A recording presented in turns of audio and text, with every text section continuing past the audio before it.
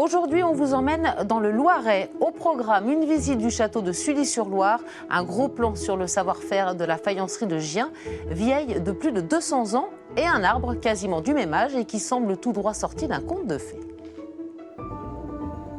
C'est le plus long fleuve de France.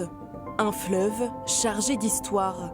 La Loire, bordée de châteaux et de villes où le patrimoine artisanal se transmet de génération en génération.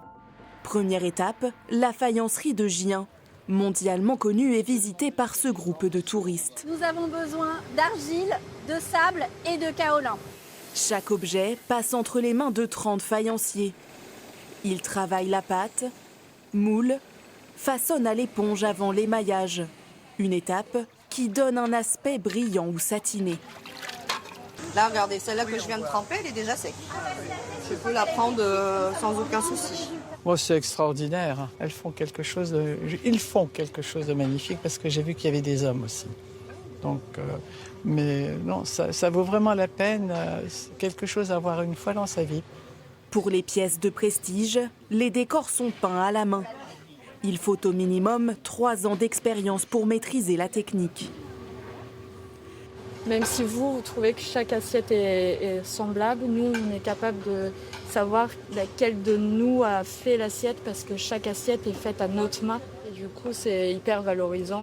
D'un geste ancestral à l'imposante silhouette médiévale du château de Sully-sur-Loire, à 30 km de là. Derrière ses hautes tours et son donjon, une vaste page de l'histoire de France. Le duc de Sully, ici, il travaillait. Peut-être qu'il avait des trésors, ou du moins des choses importantes, peut-être des documents plus ou moins secrets, des lettres du roi particulièrement importantes. La preuve, c'est la porte. Vous avez une porte en fer, quasi blindée. Dans chaque pièce, une anecdote liée à un personnage.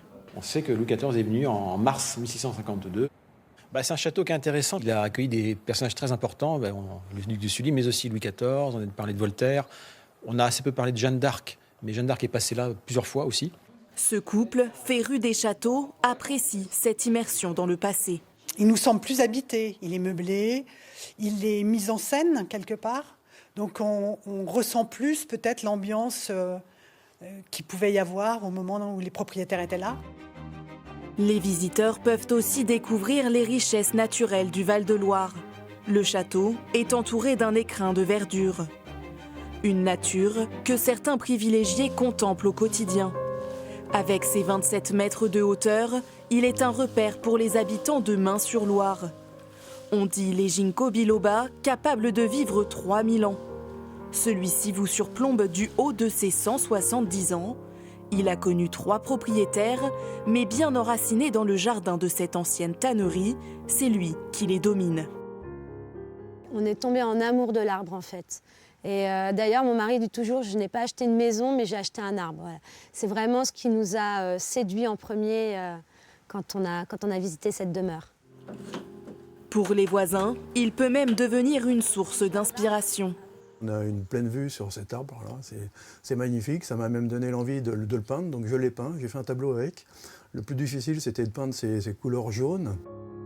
Il est vrai que l'original reste difficilement imitable, un chef-d'œuvre offert par la nature.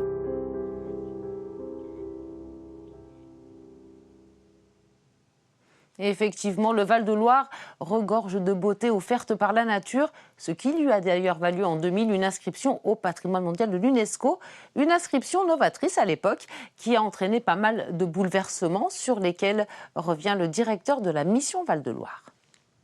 Ce qui a changé avec l'inscription, c'est probablement de se sentir à l'intérieur d'un espace tout à fait singulier, unique, suffisamment exceptionnel et fragile pour qu'on se sente engagé à essayer de le protéger collectivement. Alors, pas n'importe comment, hein, c'est là où l'État, les collectivités, les experts accompagnent, mais quand même, un agriculteur qui travaille dans le Val-de-Loire transforme les paysages protégés dans le cadre de l'UNESCO.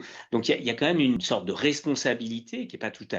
L'idée, c'est pas de paralyser tout ce qui s'y passe, bien au contraire, mais de le faire en connaissance de cause, en accompagnant ces trajectoires. Et nous-mêmes, notre travail, c'est de bien montrer que ce travail, il est fait correctement par les viticulteurs, par toutes celles et ceux qui travaillent dans l'espace du Val-de-Loire UNESCO. Ça fait 25 ans qu'effectivement, ce travail, il mène quand même quelque part, et déjà à la conservation, et puis ensuite à l'envie de continuer l'aventure pour au moins les 25 prochaines années. C'est déjà pas mal. Et si avant 2000, le Val-de-Loire était déjà une zone très touristique, cette inscription a boosté l'attrait pour la région. Ça a été évidemment bénéfique pour le tourisme, en particulier le tourisme étranger. Ça, les études du comité régional du tourisme le montrent assez bien. C'est quand même un sujet qui est convoqué, qui est évoqué par les touristes. L'inscription est quasiment à quelques années près contemporaine de la Loire à vélo, et les deux projets finalement sont extrêmement complémentaires.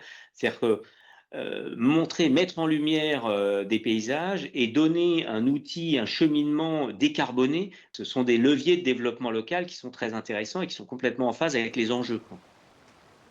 Et le Val-de-Loire, c'est aussi le pont-canal de Briare, construit à la fin du 19e siècle. Il est inscrit aux monuments historiques depuis 1976, ainsi qu'au patrimoine mondial. Briare, connu aussi depuis des siècles pour ses céramiques et mosaïques, un musée leur est d'ailleurs consacré. Très facile d'accès, il est situé sur le site même de la manufacture. Il se fabrique également depuis le Moyen-Âge du côté d'Orléans, le Cotignac, cette confiserie historique à base de coings, très prisée des rois de France. Si vous ne connaissez pas, c'est à goûter absolument. Allez, on termine avec un autre symbole de gourmandise et de tradition, la praline, spécialité cette fois-ci de Montargis, une bien belle cité, célèbre aussi pour ses maisons les pieds dans l'eau, ses ponts de pierre et ses canaux.